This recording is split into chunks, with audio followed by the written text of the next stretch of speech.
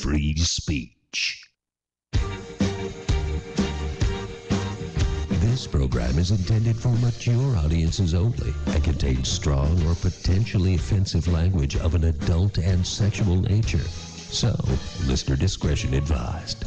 The views and opinions expressed on the Curvaceous Bounty of Sin City do not reflect those of Vegas On Net Radio or its affiliates. All music, stories, and characters are the sole property of their creators and are protected under international copyright laws. Sierra, Alexia, Mama, and Sweet Cheeks are personalities put on for your entertainment. The stories are real. The language is explicit. The behavior is unbelievable. If you can't take the heat, get the fuck out of the kitchen. Watch out for...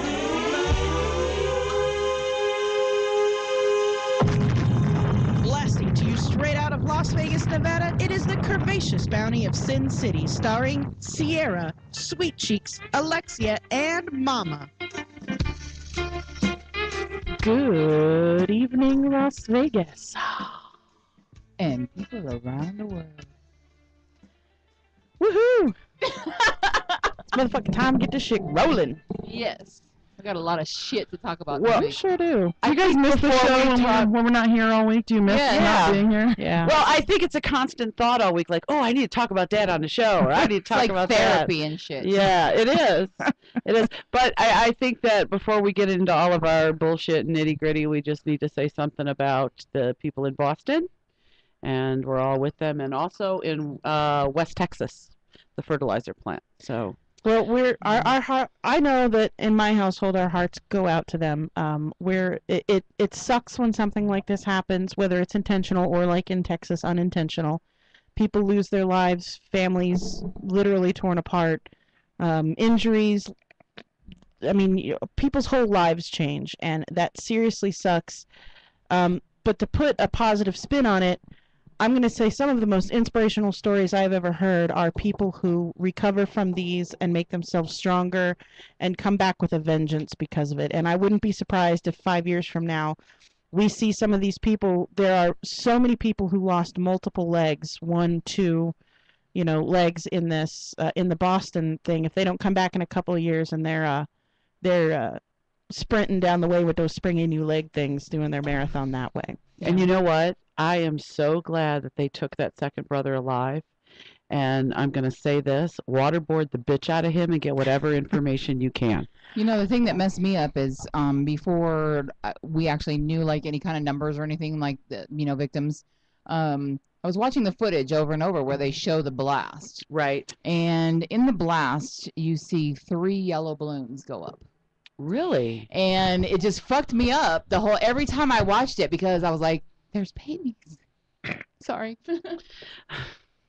Yeah. Yeah, there were babies, and you're right. It's very sad, but It was, yeah. But like I said, you know what? I in looking at it in a positive light, I look at it as let's gather some more intelligence so this doesn't happen again. There's a lot of speculation going on about what their actual intention was behind this. One brother was really an insurgent and radical, whatever, and the other brother wasn't, and he was just along for the ride, or whatever happened. We don't know for sure. All the speculation can happen. We won't know probably for another couple of months exactly what. I mean, unless the boy just spills his beans tomorrow, which they got the boy in a coma right now. Yeah, well, I think they beat the shit out of him or something like that when they caught him. When you try to get away in a boat that's not on the water, I mean, just saying. Yeah, I gotta say though, that was not the smartest thing to do. That was the best 45 minutes of television journalism ever. Just one shaky photograph of a boat for like 45 the wind minutes. Blowing Yeah, the plastic. Well, because there was the camera guy who, for whatever reason, I'm not trying to make fun of the whole situation or anything, but seriously, if you're going to be a professional TV camera guy, you should learn how to hold the fuck still. If you are focusing on one object, that object should be in the center of your screen the whole time. You know what I thought and if you're bouncing around while you're trying to look at this, you are either fucking while you're doing it, or you're standing on the boat in the water. It was windy. Look, it wasn't that goddamn windy. I happen to know that they make these spectacular unopods, which is just a single-legged tripod. This would be an unopod. Unopod. That you can put a camera on and stand it on the ground, and then all of the bouncing is just your hand moving it left and right. What station were you watching? When you and I were watching. Oh, okay, CNN. And then of course, there's just one camera dude usually allowed behind police lines, so all the other stations use the same footage that this one camera dude has caught. So everybody's using the same. Well, what I 45 thought was, minutes of bouncing boat. as the whole thing was going on, I'm thinking, like, the whole interesting thing about this is, like, these press people were, like, within blocks of this, and, like, we knew moment by moment. Usually you get the story after, and I was just so fixated on the fact that we're getting this moment by moment, you know? Like, And do you know what made that happen? Social media. you're Twitter. absolutely right. Twitter. You're absolutely Boston right. PD, the FBI, everybody who was in on it, their dispatchers were tweeting in pursuit of Adam Corner. Suspect in custody was on Twitter. Yeah, I mean, if you were following these police departments and the FBI, for God's sakes, on Twitter, you knew before the TV cameraman knew what was going on. Twitter has toppled government, so yep. I guess so. They are thinking about maybe instituting a Twitter just for emergency response. I think that's an members. excellent idea, like Amber Alerts and Because serial it is killers. so, and that's because it is so Tornadoes and stuff. instantaneous. yeah, that's a great idea. It And would most be- people's phones bing when they get a Twitter or Well, Well, mine's Unless not you're mine. smart. Yeah, mine. yeah, mine's set to not Bing because otherwise it. Bing, When I first got my iPhone, and when I first started Twitter, I didn't have a smartphone. I had a phone with buttons. Right. And and it was set up to text message. I could tweet from text message, and I still can because Still have that too, yeah. before they integrated Siri with Twitter and Facebook, it would say text Twitter, and it would allow me to voice to text to Twitter through the text messaging system. So my text message was going off, especially once I started following people like, I don't know, LeVar Burton and, just people like that. Brent Spiner. Will Wheaton, by the way, who's a fabulous Twitter dude. Love him. But unless he's watching hockey. Right, unless Then he's he like watching- Twitter's oh, like God, every 5 so funny. minutes. Right, and so my text message was going off like literally every 2 or 3 minutes. Bring, bring, bring. So I had to turn the text feature off. Then I got my iPhone, and then I got my fabulous iPhone apps, and then my notification, ding, ding, ding, and I had to turn off the notification things. Right. But now, and before it was just a universal notification. You just turn them all off or they're all on. Now you can set that's right. individuals. You can do just a list that you follow. So if you're just stalking your somebody's certain That's Twitter right. page, then that's what you can keep going. So on mine, I still have my Twitter text. So if I wanted to text to Twitter, I could do that. But the only thing that I get to text is direct messages for if somebody contacts us about being on the show or Right. whatever. Usually the only texts I get from Twitter, direct message wise, are "Have you seen this picture of you on the internet?" So that's all I I know, got. what is that shit about? It's spam. Have you seen you in a video? spam. Like, what fucking video? I've seen myself in videos. I don't think you have it. How about that? My favorite one is a new one because now everyone's caught on to that whole I saw this picture of you. Now it's, where did you find this video of me? And it's like, motherfucker, that ain't no video of you. That's some other bitch 4 doors down. That's not you. You spamming cocksucking son of a bitch. Oh, wow. Motherfuckers. Speaking of motherfuckers, I was riding down the street the other day. Oh, I thought you were going to talk about DJ. No. I just have to tell you because this is so fucking funny because I was driving down the street and I see this little white car next to me and this dude is like, out the window. Wait, there was a story this week about some political guy who was masturbating out his window as he's driving down the freeway. Was it Anthony Nice. Weiner again? Twice. No. He's actually trying to come back to become mayor of New York. I just heard want to that, know by if the it was way. a Republican or a Democrat. I just heard it in passing. I was like, what the hell? But anyway, so I look over out of my window because, my new truck has tinted windows. And I'm like, what the fuck? So I roll the window down. Yes. What's your name? You married? You single? What? What? I'm like, you married? You single? I said, I'm married. He's like, you got some friends? What? I said, motherfucker, really?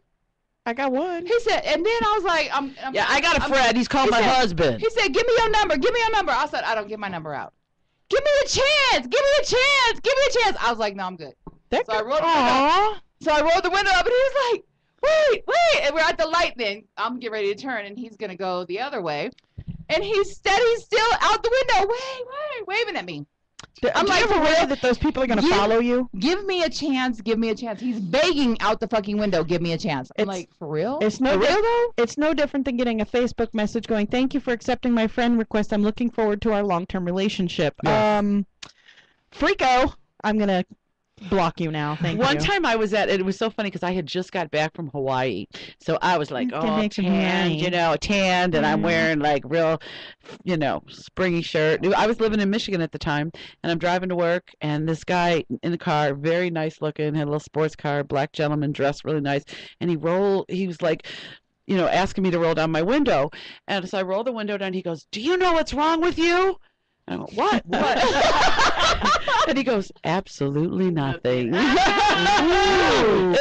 I get you? See, if he Did would I have get said, you? Yeah. Did you give him your number? Oh, hell yeah. see, if he would have said that, Yeah, he might have had a chance. But Yeah. begging me out the window, no, motherfucker, Yeah, that it's did not work. It's Wait, about the begging Which window thing. was he begging out of? Was he driving or was he passenger? He was Okay. driving. I was going to say. A little bucket. Right? Yeah, Okay. yeah. It's the begging part that kind of gets you. Yeah. Yeah, because I was going to say, I don't get with no scrubs hanging out the passenger side of your best friend's ride. No. You ain't begging me from the passenger side, He was motherfucker. driving, he was driving. If you're begging from me, you better be begging out a goddamn Lexus or Mercedes or something. Yeah, I Don't was. roll up in a Toyota Corolla and try to get my phone number. Well, remember My that- ex-husband had a Toyota Corolla when I met him. And that's why he's Wait a minute, nice. both of my ex-husbands had Toyota. One had a Toyota Corolla, one had a Toyota pickup truck. Shit, my That's ex-husband had Nike. Nice. Nike. Yeah, shoes. Shoot. Oh. You know what? You know what the military calls You those? afforded Nikes? Are you sure they want some Payless specials or something? know. He I think probably they were got him Mikey's. at Savers or the Goodwill. Mikey. No, you know what the military calls those? LPCs, leather personnel carriers. There you go. I had 2 pairs of those motherfuckers. That's funny. Oh. I had a Peugeot when I was young. A But I'm Peugeot. like, every time But I that was get, before my parents. I told this story this one day. We were talking about minimum wage and stuff like that, and I was talking about how when for like 20 years I made $10 an hour. That was it. Mm-hmm. And I lived well as a single person. I didn't have kids. I didn't have a husband. I had an occasional fucked up boyfriend, so I was broke sometimes. But when I got rid of them, I lived really, really good on Right. $10 You know how to an budget hour. yourself. Right. Yeah. And Well, I- you were also working 85 hours a week, Yes. too. Not Yes, she always. was. Not always. It was- Well, yeah. Don't let her lie to you. I Anyway, know. so, well, that's work ethic. Right. Right. And you make yourself invaluable, so they can't get rid of you, and they give you more hours. Everybody knows that, right? No.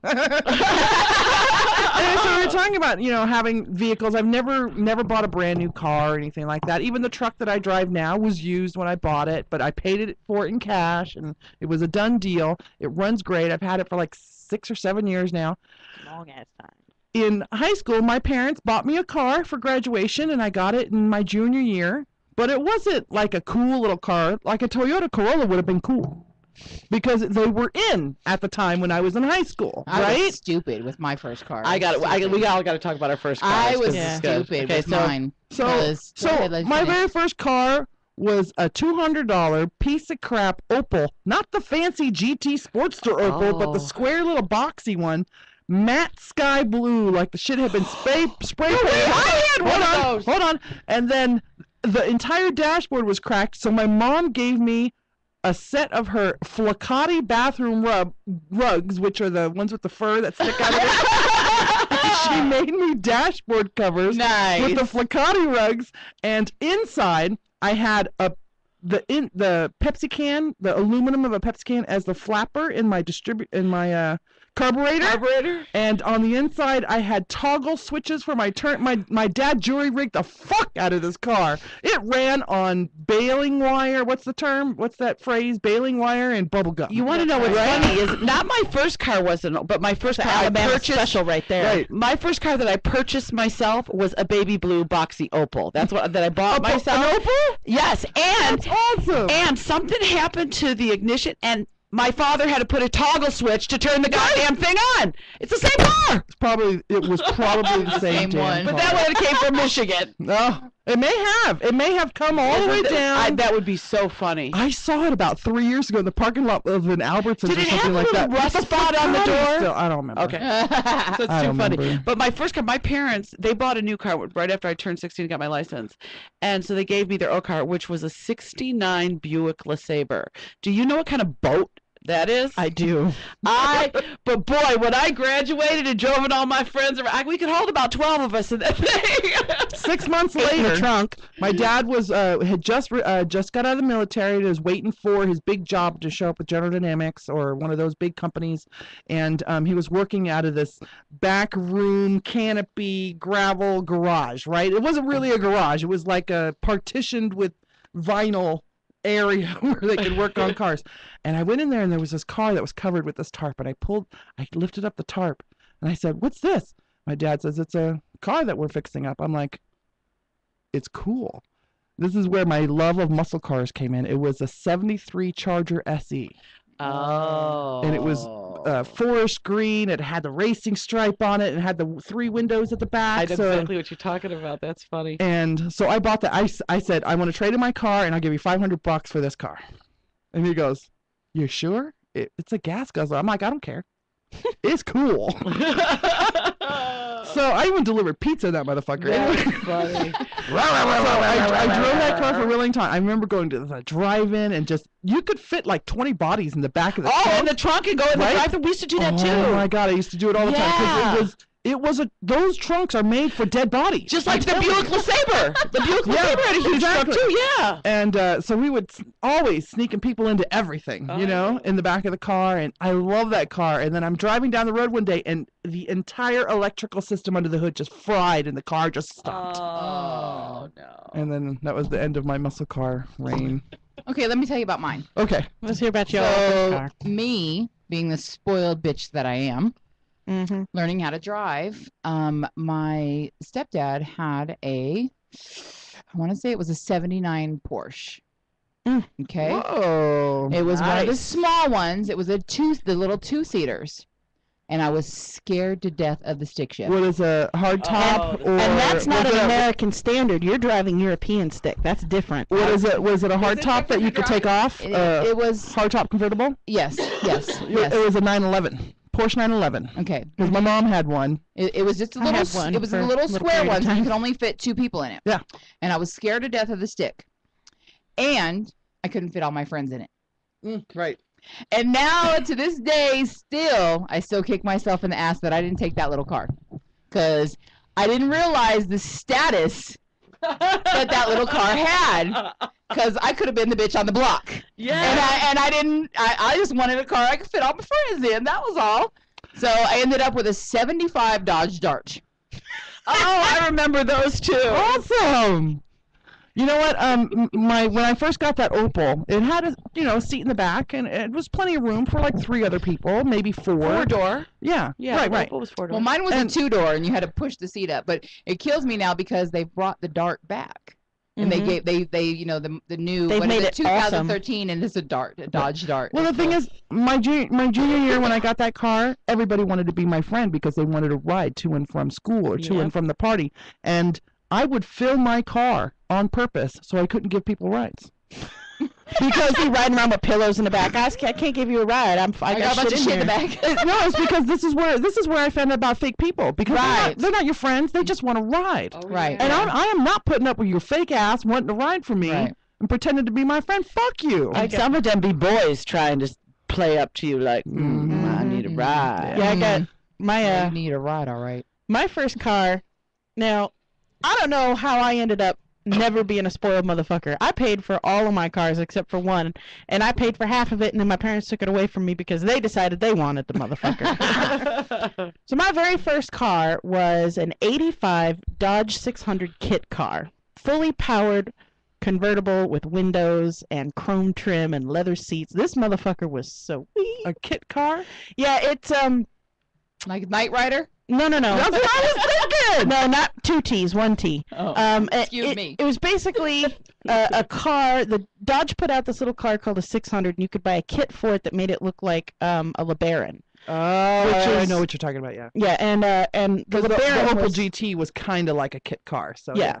because you could buy it with an option, and I got the option, so it looked like a LeBaron, but it was actually a little piece of shit Dodge 600. But this motherfucker, I bought it secondhand. I paid cash for it. I worked full time all through high school. As soon as I was old enough to get a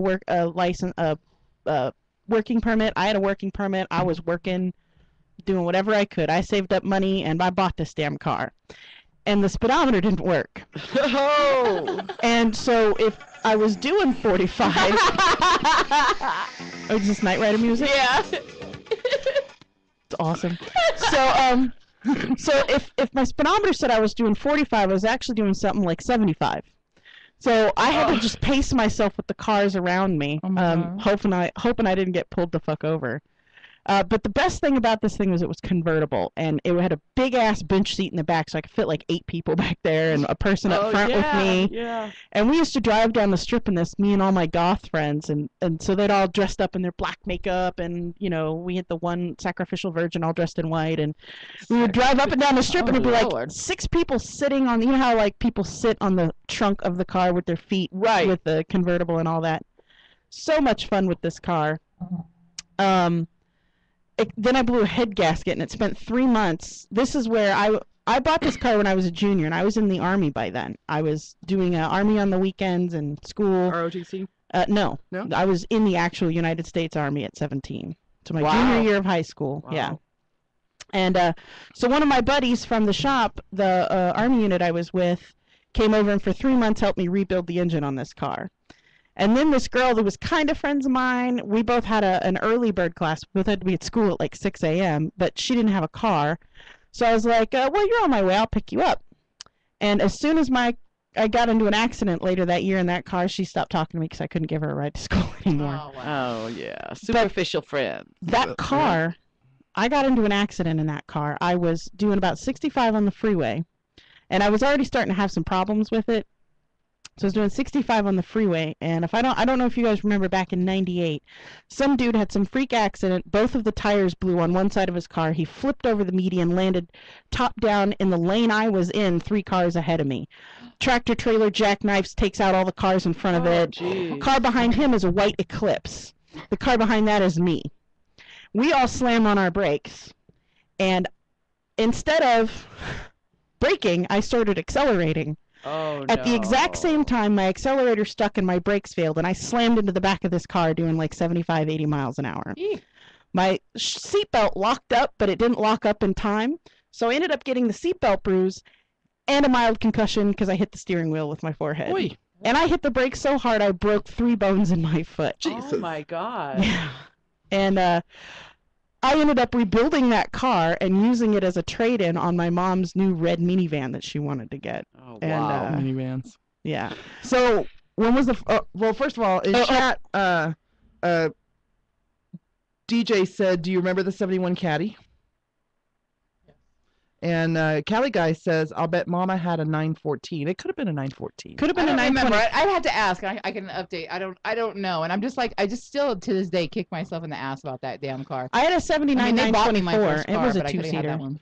Yeah, My most first of was a most of the hand-me-down. little Porsches were. I think Most of maybe he's right. I think it was a 914. My mom had a 911, and it was the hardtop convertible.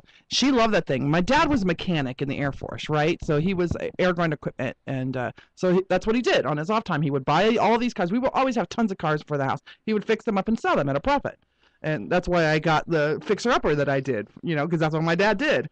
But he bought her that Porsche. It was green. It was really fast and zippy, and she loved it. But she plowed into a cornfield. Oh, no, a cornfield! Well, my parents were really young, and they partied all the time. And if it wasn't at our place, it was at one of their friends' place. And if it wasn't at one of their friends' place, it was at the NCO club. And the base was like a good 20, 30 minutes away. Oh, wow. Yeah. Because we lived in some half Italian, half American neighborhood or whatever. And she's driving home, and it's all cornfields and wine vineyards, right, all the way home from the base to our house. There's trees, there's fields, and vineyards, and there's this long stretch of corn stalks on the left. And she was drunk off her ass and plowed right into the cornfield. She made a furrow that must have been 100 yards long. The curvaceous bounty of Sin City does not condone drunk driving. No, we do not. 'Cause we got some shitty fucked up drunk driving stories. I'll tell you, You know what? We are, I gotta say, I don't know if it's because we're all more mature now, but we are all very good about having our designated Well, you know drivers. what? I learned from I my need parents. a boyfriend just so I'm- I have a designated driver. I'm very lucky that I had party parents when I was young. They actually lost a couple friends because to get to our house finally, when you broke out of all the field stuff, you had to go across the bridge and then you had to make some hairpin turns. I could see a lot of And- drunk airmen going right off that bridge. And not the bridge itself, but in the hairpin, The turns. hairpin? Because Oh. the bridge had the big They just tall didn't slow walls and down everything. enough, yeah. But they lost a couple friends on the way home from our house. Oh, that's scary, huh? And they had some parties, but yeah. You know, so I learned very young, you don't drink and drive. Right. Thank God for party parents. So that was the positive that came out of that. See, I did a lot of drinking. Shit-faced and high all the time is that you learn not to be. Well, my parents weren't shit-faced and high all the time, and I did a lot of drunk driving, so maybe there's something to be said about that. This is what I think I was like 7 or 8 or something like that. I remember my mom asking, I'm going to say his name, it's Roger Beebe, right? Sergeant Roger Beebe.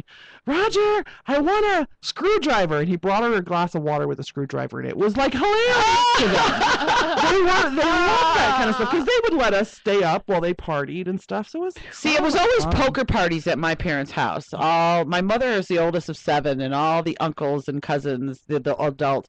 So I just remember the house being all very smoky, and they were all drinking beer, and all of us kids were like in the basement playing. Lots of rock and roll. Lots of poker. My was- parents were young. Like they were Yeah. they got married right out of high school at 18. I was born when they were 19. Yeah. So my parents were young too. Mine was bikers, so that'll just let you know what Yeah. we went through. We did a lot of. My parents owned a boat, so we did a lot of lake That's stuff cool. with water skis and stuff. So I can remember it getting pretty wild on the beach. We had food, lots of barbecuing. Oh, yeah. Pig roast. I remember we went to a pig roast. We were there till dawn. The kids were asleep next to the fire pit because it was dawn by the time my parents were That's done pretty cool. partying. At my house, it was pool parties because we moved here to Vegas when I was 13. Right. And so my mom got together with my stepdad then, and it was always pool parties. The thing that's fucked up, though, now that I'm listening to you guys say that, it was bikers, it was this, ours was like mixed up shit. It was like one was a bartender, one was a biker, one was a cop, one was a computer guy. Oh, you had and it everybody all. was like, everybody was just, it was a whole mix of people. There wasn't no like certain kind, it's Nope. funny. It was all bikers all the time. They were either smoking pot, sitting around naked, or smoking pot, sitting around naked. I would Oh, like that nice. party. And they were drunk too. So Okay, I would it was- really like that party. There was no smoking pot at our parties that I knew of. There was my Oh, favorite my party. parents didn't smoke any pot My favorite either. party is the one that ended with the guy killing his wife with the phone cord. That was the best pool party ever. Oh, hell no. Was that pool as in shooting pool or pool as in water pool? Depended on whose backyard they were in. Oh my God. I don't That's remember any party that ended with death. No. No, there was a lot of sex at the parties that I attended with my parents. Really? You knew this? Oh yeah. Oh yeah. Were they swingers? Were your parents swingers? They weren't. No. No. They would go off into corners and people would couple up. Well, maybe they were.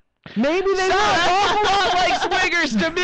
Play that Wait shit a minute. on. Yeah, let's Maybe. what kind of memory did you suppress over there? I was only like 7, 8, 9, 10 But see, years old. and this so. could be the root to her voyeurism because she watched all that Oh, shit going on. you're right, I don't think I Mama. actually saw any actual sex. No, but from the thought dark of it. corner when you hear, I did hear that. yeah. And why is Susie's daddy with Janie's mom? There was a lot of. Maybe there was. I'm gonna talk. I'll see my mom tomorrow. Right. All right, you clear this up for She's us. gonna try to distract you with the size of her boyfriend's penis. I though. know. Speaking, I'm not for to that. change the subject, but speaking of her mother, my child, my youngest daughter, says to me the other day, she's looking at a picture of us, and she says, "Where's the other one with the dark hair?" So I say her name. She says her name just like her mother. Oma.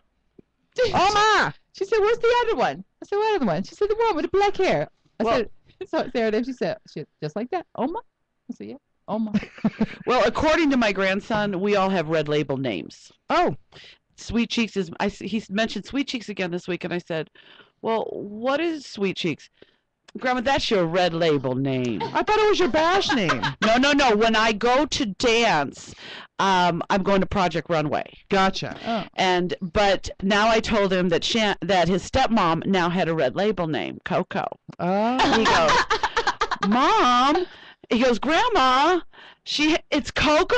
I said, yep, that's her red label name. So y'all got red label names. That's awesome. I'm down with that. All right.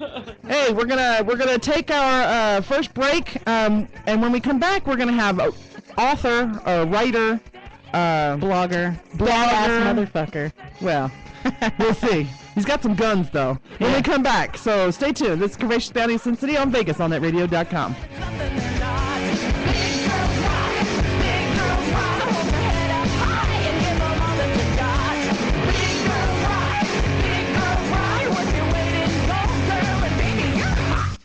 See the award-winning Curvaceous Bounty of Sin City and your favorite BBW porn stars at BBW Fan Fest 2013, July 26th, 27th, and 28th at the Tuscany Hotel and Casino, Las Vegas, Nevada. For more information, go to BBW Fan Fest on Facebook. This is Alexia from the Curvaceous Bounty of Sin City radio show. Join myself and the ladies every Sunday night at 7 p.m. Pacific, 10 p.m. Eastern for real talk about real stories with real people. That's Sundays at 7 p.m. Pacific Standard Time on your computers at VegasAllNetRadio.com because they won't let us on regular radio. Get connected to your audience with Endeavor Media Group. Find them online at emgnv.com. Embrace your endeavors and take it to the limit with Endeavor Media Group. Visit them online at emgnv.com. If you're looking to further your acting, modeling, or athletic career, contact Endeavor Media Group at emgnv.com. Endeavor Media Group is a sports and entertainment PR firm connecting its clients with audiences everywhere through movies, television, radio, publications, websites, mobile applications, and special events. Visit emgnv.com. EMG represents clients of all sizes and in a variety of industries. The firm works with companies, organizations, famous individuals, and political groups to advance their interests, manage communication-related matters, promote products and services, handle issues, and mitigate specific problems. Visit Endeavor Media Group online at emgnv.com.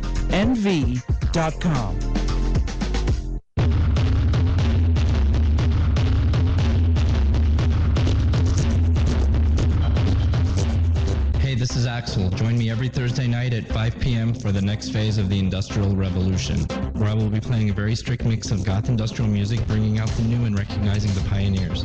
So join me every Thursday night from 5 p.m. to 6 p.m. for the next phase of the Industrial Revolution on Vegas All Net Radio.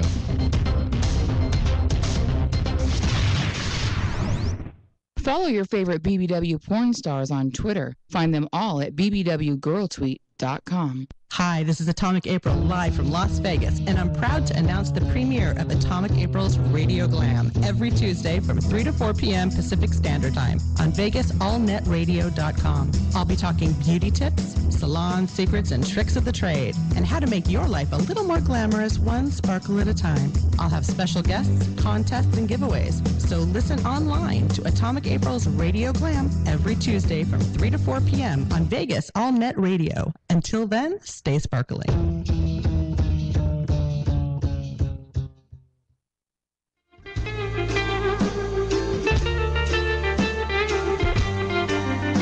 Welcome back to the Curvaceous Bounty of Sin City on VegasAllNetRadio.com, the final frontier of free motherfucking speech, where we can say whatever the cunt we want.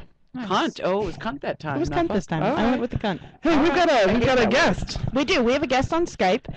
He's coming to us all the way from somewhere on the East Coast, up in the New Northern Hampshireing region of it's late there Massachusetts or something. Yeah, it's like 10:30 his time. Yeah. This is Rodney LaCroix. Just like the Is that how you say it? Just like the really bad vampire from the 90s. I was saying LaCroix all week, but it's LaCroix. I believe it's LaCroix. Is the We'll president have to ask LaCroix? him. We'll have to ask him, but I'm pretty sure it's LaCroix. Because he's from that, like, Frenchy type region of the country. Frenchy type region? Yeah. Okay. So, anyway, he is a blogger, and he's a pretty famous blogger. I started following him in his second or third year, and I have read every blog. I went all the way back to the first. The first post I ever read was hilarious, so I went back to his first one, and I have literally read every blog post he's ever posted, except for back when he was doing, like, the weekly catch-up things. I just deleted those. So I'd already read everything else. I didn't need to catch up. He is absolutely hilarious. He just published his first book late last year, November, I believe, is the publishing date on that. And it is fucking hilarious because it's taken from stories that he's posted on his blog, and he is a completely irreverent blogger. He uses all the language we use on our radio show. Which I read, yep. And more. And he does sometimes use some controversial things, and that's fine by me because I think it's fucking hilarious. Yeah, we know you. Yeah. You're the mean one anyway. I am the mean one, but I'm the talent, so that's all that matters. Yeah. She's the talent. I am the She's the talent. talent? Yeah, I'm the talent. You're the sexy one. This is the whore, and that's the tech girl. Whoa!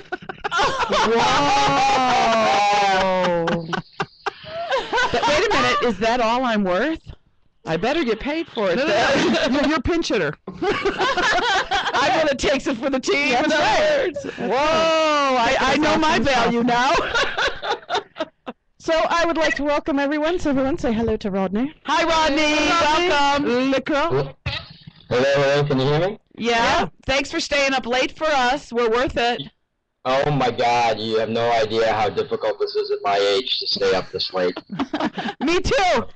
You should have taken a nap today. So solve the mystery for us. Is it LaCroix or LaCroix? Okay, so it's LaCroix. Oh, it's LaCroix. And because I'm not aware of many French provinces in southern New Hampshire. Thank you for bringing that to my attention. When I am in Montreal at strip joints, though, it is definitely LaCroix. Yeah, you're not that far from the Frenchy type region. No, 4 hours. 4 hours. And a border strip search. That's pretty much it. A border strip search. Well, let's go. That sounds like a party. Hey. Border strip search up there. So tell us how you got started in the whole writing business, the industry. Basically, I was bored at work. One of my coworkers said he was starting a blog. This is years ago. Said he was starting a blog, and of course, I was like, "The fuck is a blog?" And he's like, you can make all kinds of money on the internet. And so I'm like, shit, I'll start one. And so 6 years and 12 cents later, You haven't made your millions blogging? Yeah, if I was here, my butler would have rigged this up. If I was that loaded. So, no, not so much. I'd learn to be a writer if that was the case, maybe. And you've been through a lot on your blog. If anyone's followed you for any given period of time, you've been through everything from, fantastic wedding bliss to not so fantastic wedding bliss to your kids growing up. Yeah, whose wedding bliss? Yeah. Is this mine we're talking about? Once upon a time. Back in your first year, I think. Yes.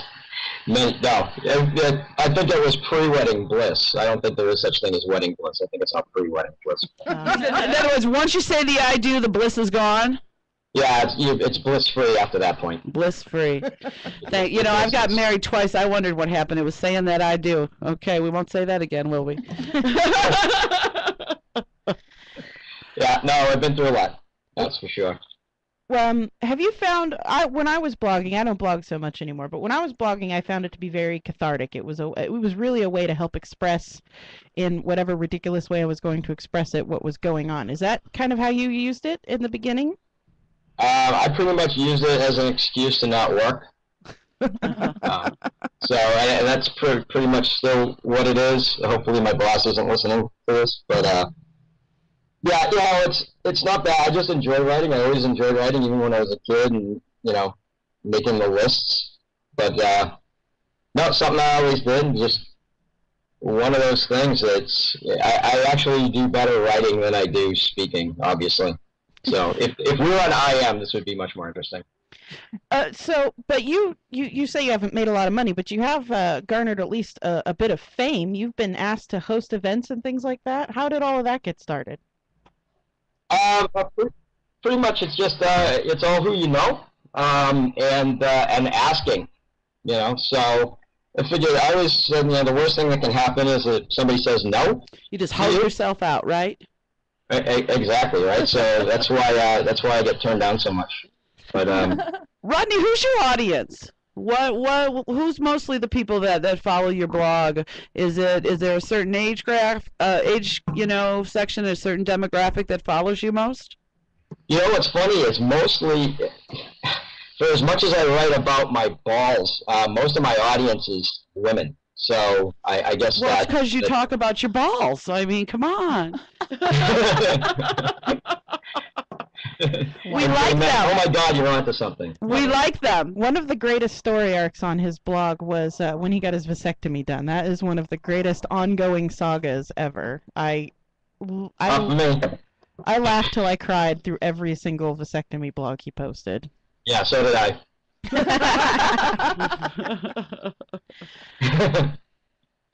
Yeah, so not fun. Seeing smoke from your crotch is not a good thing. Oh hell no. Well, they cauterize everything now. They just go in there and burn it out. But then they make you put frozen peas on your penis. Oh, on your balls that are cut. Yeah, but I did that anyway. Oh, you didn't need to have a vasectomy to put frozen peas on your balls? Oh, boy, that sounds like a good story. Yeah, that's why my kids don't eat vegetables anymore. They kids, no, don't touch the peas. You don't know where those carrots have been. Just back away. We have a similar story about cucumbers. So you just published your book. Tell us how that happened. Basically, my publisher is a good friend of mine, Ross Cavins and Tim Cavins, and he wrote a book that I reviewed on my blog. And he was writing his second one, asked me to read it for him. And yeah, I don't read books unless they have pictures and somebody's reading them to me. So technically, I don't read books. I'm like, you know, I'd like to write a book, and he said, you can write a book. I'll do it for you. I'll help you out. And bam, it was like 5 months later, it was done. Not bad. And now are most of these stories from your blog? Are there any original stories in the book that are not in the blog? In this particular book, they're mostly stories from my blog. There's a section you've seen in there. It's one of my more popular segments is my draw somethings. Mm-hmm. If you're familiar with that, so I kind of do an adult, twisted, disturbed take on that game. So yeah, I used to play with you, and then my son saw one of your pictures one time, and I had to stop playing. Yeah, you know, when you get the word teabag, and that's it. It's over after that one. Yeah. And screw was a good one. Screw was a good one, and teabag was the one that everybody just went, oh fuck, I gotta play with this guy. So the next book is 50% new writing. So that's cool. Do you have a release date on that anytime soon? We're hoping it's going to be August 1st. Nice. So. And do you have a title for? I tend to release early. Yeah. So. Is that the story of your life there, Rodney? But I'm releasing early. Sadly, it is. I'm sorry, Rodney. Yeah. You and all the other women out there. Well, the name of your book is Bad Things Happen to Me, right? Things Go Wrong for Me. Things Go Wrong for Me. See who read the book. This is a collection of stories of like hellacious moments in your life. I went to Amazon to go check out the preview that Amazon gives you in the book, and if you don't mind, even though people can go read it, I'd like you to tell a story about the chocolate in the bathroom, because that was hilarious. Oh God, that's probably one of my most famous stories of all time, and it's absolutely true, and that's terrible. So when I was a kid, I was a big fat kid, and of course ate everything. I had for snacks. I'd come home after school and I'd eat a sandwich. That was my after-school snack. I'd be sitting there, a sandwich. My skinny friends would come over and, dude, what are you eating? I'm like, I'm having a snack. You know, I'm like, dude, it's not a snack. You know, the Oreo is a snack. And so after I eat my sandwich, I'd have an Oreo, because that's just that's how fat I was. So I was in the bathroom one day, and pulled open the drawer, and there was a box of chocolates sitting there. And I'd never heard of X-Lax chocolates before, but there they were. And, you know, you can't put chocolate in front of a kid and not expect them to eat it. And so I ate like 4 of them. Oh! 4 bars or 4 squares? There were 4 bars of like the. It doesn't even taste good. You know what? It was chocolate-ish. So it had enough chocolate flavor. It would suffice in a pit. And then as soon as those were done, my buddy's sister asked me to go for a bike ride with her. So I'm like, sure, you know. And so we took off like a mile or 2 down the road, and she stopped to talk to one of her friends, and I kind of eased off my bike seat to fart and completely shit myself. Like, oh God! While you were on the bike. While I was sitting on the bike, and basically all the blood drained from my face because I was trying to control my asshole from stopping this flow of just that, like, oh God, it was just unbelievable. I'd find somebody with a sprinkler on in the yard. I'd be driving my and so I rode home. I'm like, I gotta go. And I rode home on my bike in completely shit-filled pants.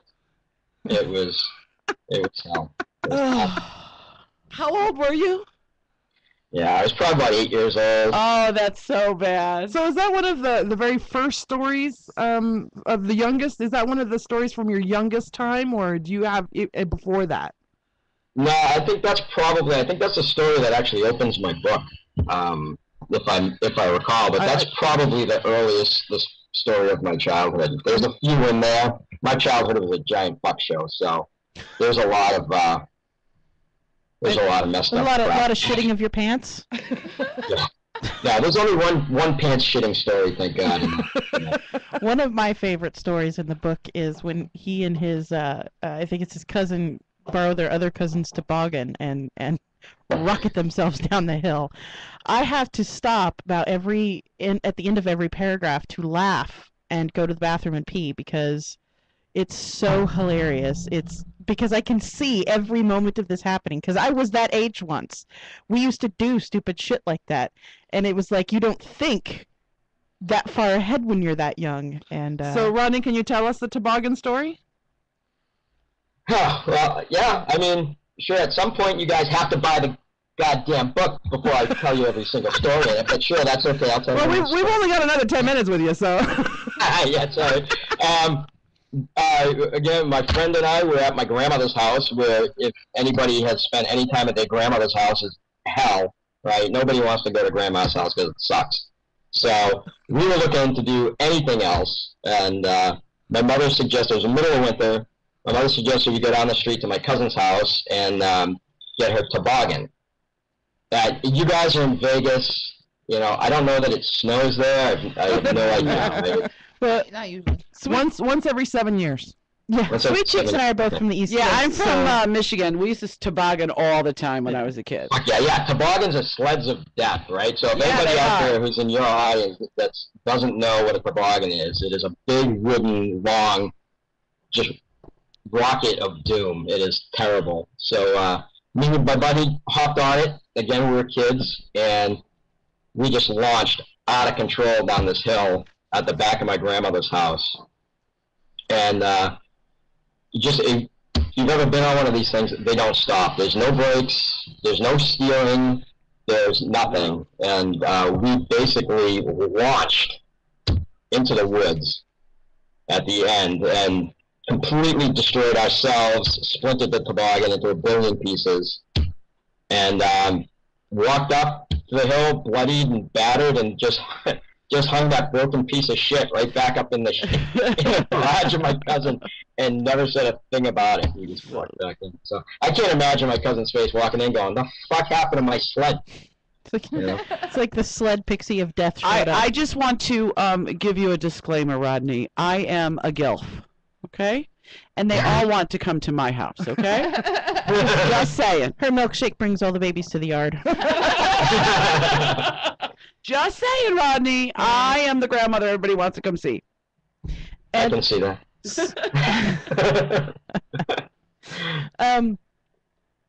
I forgot where we were going with this. I got to thinking about how much of a whore you are, and not you, Rodney. Oh, he is too. Oh, yeah, you too. Okay, it also applies. We're in a good club, Rodney. I wanted to know if writing about all these horrible things in your life, are you learning life lessons from these things? Is it just cathartic to write about it? No, I don't learn anything. I just help. My priority is like sharing my misery, because a lot of people go through the same things. Like, I can tell you how many guys out there have gone through a vasectomy or thought about going through a vasectomy, but the whole back of my book is the diary of me going through it. And every single one of my stories in my book is true. And, somebody goes, I've been thinking about getting a vasectomy, and then reads about, the doctor pulling my gurney up and commenting on how well I've shaved my dick is one of the weirdest moments I've ever had in my life. And then cauterize and having a puff of smoke billow from my crotch is one of the more surreal things. So, but I'm not the only guy to experience that. I'm just probably one of the few guys who's actually written about it. But I'm also probably the same guy who's turned 70,000 people off and getting a vasectomy for writing stupid stories. So, so tell us, Rob, where everyone can go to read your stories and or buy your book or whatever else. Pimp yourself out for a minute.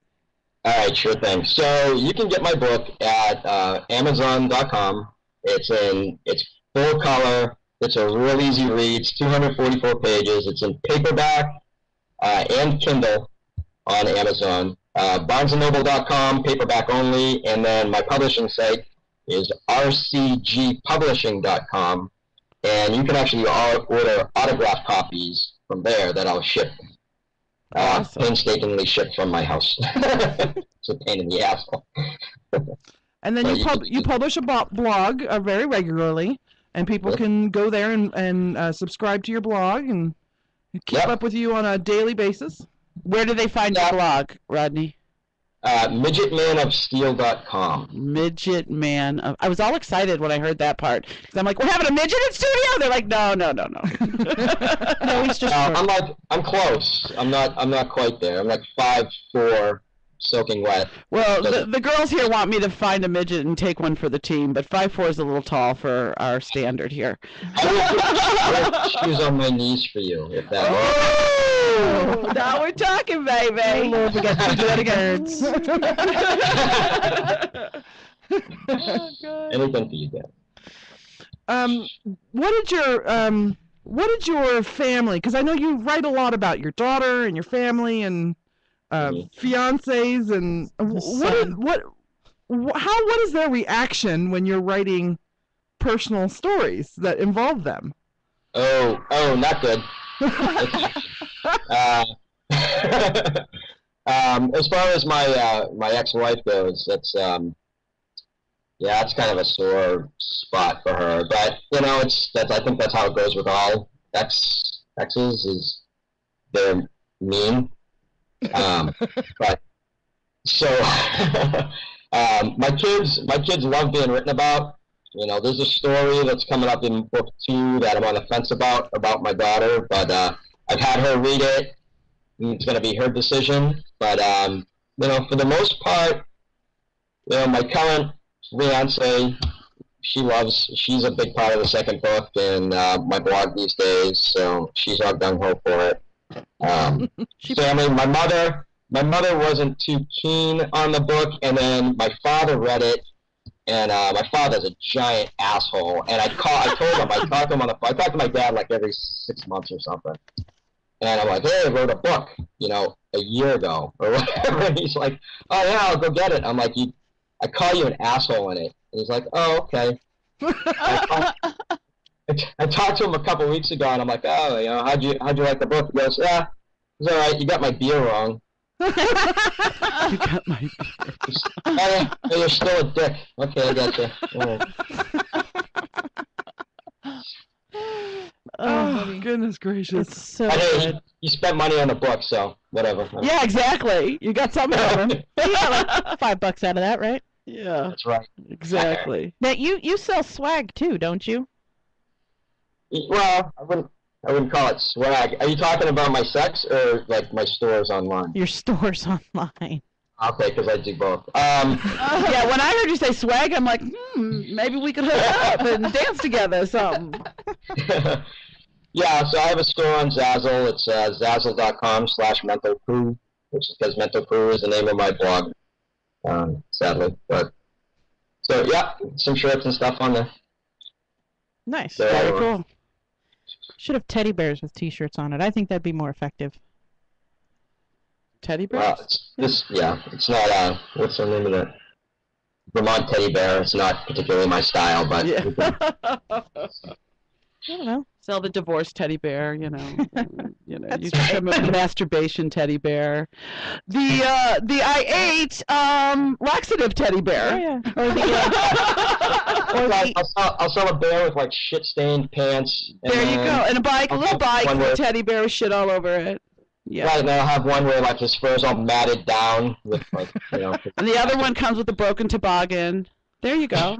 No, I want the one with the double arm cast for breaking the same hand at doing the same damn stupid thing twice. Oh, yeah, I know. What's funny is I just had a karate test yesterday too, and didn't break anything this time. But well, thank God for that. It's always next time. What is that thumping sound? Are you masturbating while you're talking to us? No, you know what? I'm you can probably, I don't know, I think my camera's on. I don't know if you can see me now, but I'm really like, my hands go all the time, so I'm smacking the desk. Oh, okay. With my hands. At least he's smacking the desk and not spanking something else. That you know of. No. Yeah, because we don't care. I think you're hilarious, and I love how irreverent you are, and you make no apologies for being that irreverent, and you tell people if you don't like it, you can get the fuck out, and that's fine. I love it. I have loved you from the very beginning, and when I heard you were coming out with a book, I thought it was the greatest idea ever. Thanks, Phil. So you're the one who bought it. Awesome. Yes. On Kindle, no doubt. When it was a free download. Yeah, when it was free. Yeah, I had like 10. What's so funny is I had 10,000 downloads the week it was free of my book. Well, 10,000, and then like the week after I had like 3. So you cheap bastards. I'm like, yeah, unbelievable. So. Well, you lure them. You do it just like a drug dealer. The first one's free, but the next one you got to pay for. So. Just like a drug dealer, huh? That's how I do it. That's what I'm doing wrong. Mm-hmm. Yeah, I know. Well, I don't do all the Amazons and charge all the discounting. So I was looking today, and Amazon discounted my book 18 cents today. Yeah. For all those people who are going, I'd really like to buy this, but I wish it was 18 cents cheaper. Today it is. And yeah, today's your golden ticket, Charlie. Too funny.